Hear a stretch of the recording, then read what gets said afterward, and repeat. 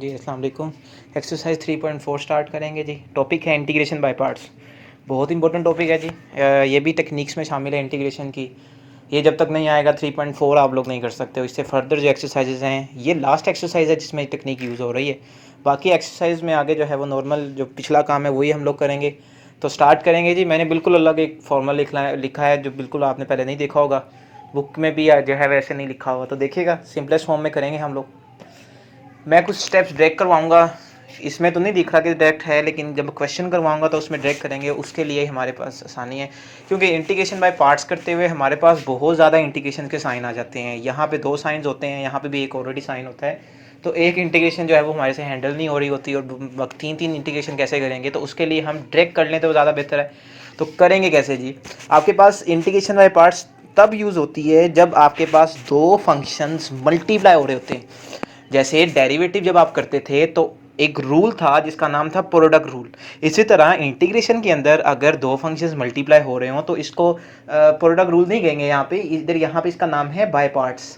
तो integration by parts करेंगे। तो इंटीग्रेशन बाय पार्ट्स करनी कैसे है जी? 2 फंक्शंस होंगे। मैंने 2 फंक्शंस, कैसे फंक्शंस नहीं लिखे, मैंने सिंपल लिखा है first into second, first dot second. तो इसको करना कैसे है जी? फर्स्ट फंक्शन जो होगा उसको आपने एज इट इज लिखना है। यहाँ पे फर्स्ट फंक्शन को एज इट इज लिखना है और इंटीग्रेशन ले लेनी है सेकंड की। अब केसेस बना के करवाऊंगा कि फर्स्ट किसको लेना है, सेकंड किसको लेना है, उसके कुछ केसेस हैं। तो उसके लिए सबसे पहले हम इसको पहले समझ ले कि इंटीग्रेशन बाय पार्ट्स होता क्या है। तो सबसे पहले first as it is second की integration minus, first as it is second की इंटीग्रेशन माइनस, उसके बाद आपने इंटीग्रेशन का साइन लगाना है। जो आपका सेकंड फंक्शन का इंटीग्रेशन करने के बाद जो आंसर आया है उसको आपने एज इट इज यहां लिखना है। मैंने लिखा हुआ है integration of second. Integration of second ये है, आपने इसको वैसे ही अंदर पेस्ट कर देना है। यहां से देख के जो इसका आंसर आएगा नेक्स्ट स्टेप में, वो आप यहां पे लिखेंगे dot derivative of first. Derivative of first मतलब जो फर्स्ट एज इट इज था उसके साथ अब आपने उसका डेरिवेटिव लेना है, साथ आपका डिफरेंशियल आ जाएगा। ठीक है, तो ये आपके पास यहाँ पे जो डी है ये भी डिफरेंशियल, मतलब यहाँ पे डी एक्स होगा, डी यू या डी टी जो भी आएगा तो उसको लिखेंगे। अब यहाँ पे एक एग्जांपल लेते हैं। हमारे पास ये एग्जांपल है जी एक्स कोज एक्स। एक फंक्शन यहाँ पे एक्स है, दूसरा फंक्शन यहाँ पे कोज है। तो दोनों को इंटीग्रेट करना है हम लोगों ने। तो यहाँ पे हम लोग, अब ये एक अलग केस है, जब केसेस करवाऊंगा तो बताऊंगा जी ये कैसे, इसके जो हम लोग कैसे केसेस बना के किसको फर्स्ट लेना है किसको सेकंड लेना है। तो इस केस के अंदर हम ये नहीं देख रहे, इस केस के अंदर हम सिंपल वैसे ही देखते हैं। जब केसेस करवाएंगे तो उसके बाद देखेंगे। अभी यहाँ पे x cos x d x है, तो मैं इसको फर्स्ट फंक्शन ले लेता हूँ, इसको सेकंड ले लेता हूँ, इसको फर्स्ट ले लेता हूँ और इसको सेकंड ले लेता हूँ। तो फर्स्ट एज इट इज आ जाएगा। फर्स्ट मतलब एक्स एज इट इज आ गया। उसके बाद आपने सेकंड की इंटीग्रेशन करनी है। अब सेकंड की इंटीग्रेशन आपने ऐसे नहीं लिखना कोज एक्स की इंटीग्रेशन माइनस, आपको मैंने पहले बताया है कि आप इसको ड्रैग करेंगे। तो आप चाहे इसको ड्रैग साइड पे कर लें। सेकंड की इंटीग्रेशन मतलब कोज एक्स की इंटीग्रेशन, सिंपल होगा, कोई मुश्किल नहीं होगा। तो आप इसको सेपरेटली करके साइड पे रख लें। कोस की इंटीग्रेशन का जो आंसर होता है वो होता है साइन एक्स। तो यहाँ पे सेकंड की जो इंटीग्रेशन है उसका आंसर आएगा साइन एक्स। ये जी सेकंड की इंटीग्रेशन आपके पास हो गई। मैंने डायरेक्ट इसका आंसर लिखा है, और आप भी ऐसे ही करेंगे सब क्वेश्चंस में। इस तरह से इंटीग्रेशन बाय पार्ट्स इजी लगेगी। माइनस, उसके बाद इंटेग्रल का साइन आना है, इंटीग्रेशन का साइन आना है। इंटीग्रेशन ऑफ सेकंड, मैंने ये कहा था कि जो आपने सेकंड इंटीग्रेशन का जो भी है आंसर आया है उसको आपने इधर ऐसे ही कॉपी पेस्ट कर देना है। और उसके बाद डेरिवेटिव लेना है। अब इसको भी आप जो है वो डेरिवेटिव सेपरेटली ले सकते हैं, लेकिन यहाँ पे मैं ऐसे ही कर रहा हूँ। डेरिवेटिव का मतलब होता है डी बाई डी एक्स। अगर तो यहाँ पे वेरिएबल एक्स के लिहाज से है तो D by D x, you के लिहाज से है तो D by D you, T के लिहाज से है तो D by D T. Depend करता है कि वेरिएबल कौन सा है। तो यहाँ पे डी बाई डी एक्स का मतलब है derivative with respect to x. अब उसके बाद आपने फर्स्ट को लिख लेना है। फर्स्ट आपके पास है एक्स, तो एक्स ही है, और यहाँ पे ब्रैकेट्स लगाएंगे और यहाँ पे बाहर dx आएगा। अब इसके बाद जब आप फर्दर सोल्व करेंगे इसको, ये आ जाएगा x साइन एक्स माइनस जी साइन वैसे ही लिखेंगे यहाँ पे, और x का डेरिवेटिव x के लिहाज से 1 ही आ जाएगा। अब आप देख सकते हैं कि ये ए की फंक्शन है, sine x into one sine x ही आ जाएगा। तो अब आप देख सकते हैं ये ए की फंक्शन है, तो इसको हम ड्रैग करेंगे एक्स साइन एक्स माइनस, जिस साइन की इंटीग्रेशन होती है माइनस कोज एक्स, और ये माइनस माइनस प्लस हो के जो है वो रिक्वायर्ड आंसर आ जाएगा। इस तरह से हम लोग जो है वो इंटीग्रेशन बाय पार्ट्स करते हैं। होपफुली इंटीग्रेशन बाय पार्ट्स सबको समझ लग गई है। अब हम इसके डिफरेंट केसेस पढ़ेंगे, ताकि 3.4 जो है एक लेंथी एक्सरसाइज है, और उसको थोड़ा सा आसान बनाने के लिए हम इसके केसेस को डिस्कस करेंगे कि किसको फर्स्ट फंक्शन लेना है और किसको हमने सेकंड फंक्शन लेना है। तो उसके लिए हम लोग जो है आगे मूव कर रहे हैं। क्वेश्चन नंबर 5 करेंगे जी। क्वेश्चन नंबर 4 जो है उसको आप खुद ट्राई कीजिएगा। I equal to integral e x over e x plus 3 d x. तो ये इसके दो मेथड्स हैं इसको करने के। या तो आप इसको ड्रैग कर लें, ड्रैग भी हो सकता है, एक दो स्टेप में इसका आंसर लिख सकते हैं हम लोग। इंस्टेंट ऑफ के एक दो स्टेप में इसका आंसर लिखे हम लोग इसको जो है सब्सटीट्यूशन से करते हैं, क्योंकि 2 मार्क्स का क्वेश्चन है बोर्ड में, तो इसकी थोड़ी लेंथ को बढ़ाएंगे। पुट कर लें ई एक्स प्लस 3 को किसी वेरिएबल के इक्वल, फर्स्ट कर लें वो, अभी तक हम u ले रहे थे तो आप u ही रहने दें।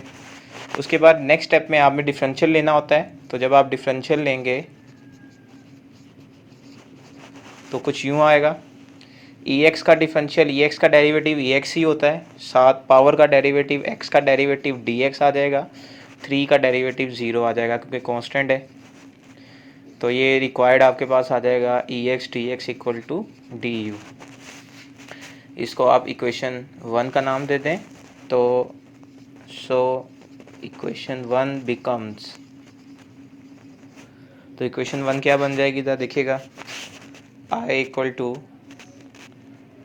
D u e x d x की जगह डी यू आ जाएगा, ई एक्स प्लस 3 की जगह यू आ जाएगा। तो आप देख सकते हैं कि नीचे वेरिएबल है, ऊपर वेरिएबल का डेरिवेटिव है, यानी यू है, यू का डेरिवेटिव और 1 है, तो हम फॉर्मूला यूज़ करेंगे तो याद आएगा नेचुरल लॉग यू प्लस सी। और जिस वेरिएबल में क्वेश्चन होगा उसी वेरिएबल में आपका आंसर भी आना चाहिए।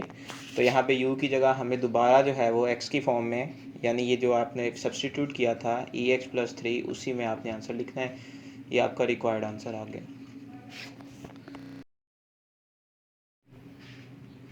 जी। क्वेश्चन नंबर 6 है जी एक्सरसाइज 3.4 का। हम देख सकते हैं जी नीचे फंक्शन दिया हुआ है। अगर हम देखें इसका डेरिवेटिव एक्स स्क्वायर का 2x आएगा, यहाँ 2 नहीं है। 2bx का डेरिवेटिव 2b आएगा, यहाँ 2 नहीं है। तो 2 तो हम ला भी सकते हैं 2 से डिवाइड और मल्टीप्लाई करवा के। इस तरह c का डेरिवेटिव 0 आएगा। डैट मीन्स कि आपको 2 चाहिए, ऊपर भी चाहिए और नीचे भी चाहिए। तो इस क्वेश्चन को भी दोनों मेथड से यूज़ कर सकते हैं, जैसे आपने 3.3 में किया था, डायरेक्ट भी कर सकते हैं, या आप इसको बाय सब्स्टिट्यूशन कर रहे हैं। तो अभी हम लोग, हमारा टॉपिक सब्स्टिट्यूशन का है, तो सब्स्टिट्यूशन से ट्राई करते हैं इसको। इसको आप इक्वेशन का नाम दे दें, इक्वेशन 1 का, और सब्स्टिट्यूट कर दें जी। Put x square plus 2bx plus C equal to, ये जो पावर के अंदर आपके पास फंक्शन है इसको फर्स्ट कर लें किसी वेरिएबल के इक्वल, u ले लिया हम लोगों ने। उसके बाद नेक्स्ट स्टेप में डिफरेंशियल लेना है जी आपने। डिफरेंशियल लेंगे जब हम एक्स स्क्वेयर का, सबसे पहले डिफरेंशियल लेंगे x square plus 2bx plus C equal to d u. Differential लेंगे एक्स स्क्वेयर का, ये आ जाएगा 2x, पावर रूल लगाएंगे जी डेरिवेटिव का, x का डिफरेंशियल आ जाएगा dx। इसी तरह 2b कांस्टेंट है, स्टार्ट में आ गया, x का डिफरेंशियल dx, और c का 0 आ जाएगा du। इसी तरह यहाँ से x कॉमन आ रहा है, तो हम जो है वो 2 भी कॉमन आ रहा है, x भी कॉमन आ रहा है, dx सॉरी। तो यहाँ से 2dx कॉमन लेंगे, अंदर आ जाएगा x plus b equal to du। अब इस 2 को उधर जाके डिवाइड करवाएंगे और dx को हम राइट साइड पे लिखते हैं, तो कुछ यूँ आएगा जी आपके पास,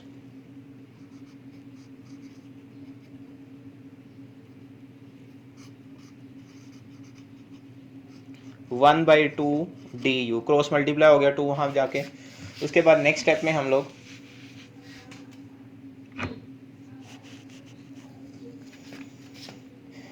इक्वेशन 1 बन जाएगी। So equation 1 becomes I equal to जी x plus b d x की जगह पे हम लोग 1/2 डी यू लगाएंगे। X square plus 2bx plus C की जगह हमें ये u लगाना है, u पावर 1/2, ये आ गया आपके पास। अब ये जो 1/2 है आप इसको सिंपली बाहर लिख सकते हैं, कांस्टेंट है, और ये आ जाएगा जी u पावर ऊपर आके -1/2 हो जाएगी। अब आप पावर रूल लगाएंगे, पावर रूल जब यूज़ होगा तो ये आ जाएगा आपके पास पावर में एक ऐड और वही चीज़ नीचे करेंगे हम लोग +c। तो इसको फर्दर सोल्व कर रहे हैं, 1/2 u जी डायरेक्ट एलसीएम लेंगे, 1/2 +c। नेक्स्ट स्टेप में आपके पास ये आ जाएगा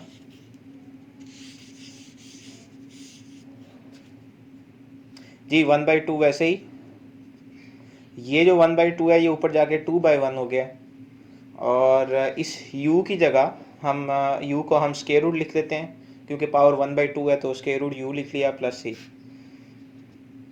2 से कैंसिल हो गया जी।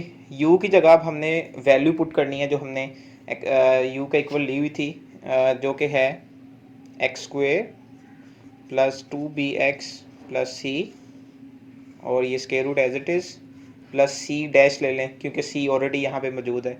यही आपका रिक्वायर्ड आंसर है। क्वेश्चन नंबर 7 करेंगे, बहुत इंपॉर्टेंट क्वेश्चन है जी ये।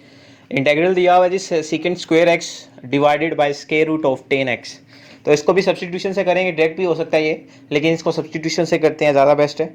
तो सब्सटीट्यूशन से जब आप करेंगे देखा जा सकता है कि 10 का डेरिवेटिव ऊपर है हमारे पास, तो हम लोग सब्सटीट्यूट कर लेते हैं जी। इसको इक्वेशन 1 दें, बाय सब्सटीट्यूशन मेथड हम लोग इसको करेंगे, तो सब्सटीट्यूट कर दें, पुट कर दें 10x की जगह किसी भी वेरिएबल के इक्वल u ले लिया हम लोगों ने। नेक्स्ट स्टेप में डिफरेंशियल लेंगे जी, d 10x = du। 10 का डेरिवेटिव होता है जी sec²x, साथ x का डेरिवेटिव आएगा dx, और ये du आ गया।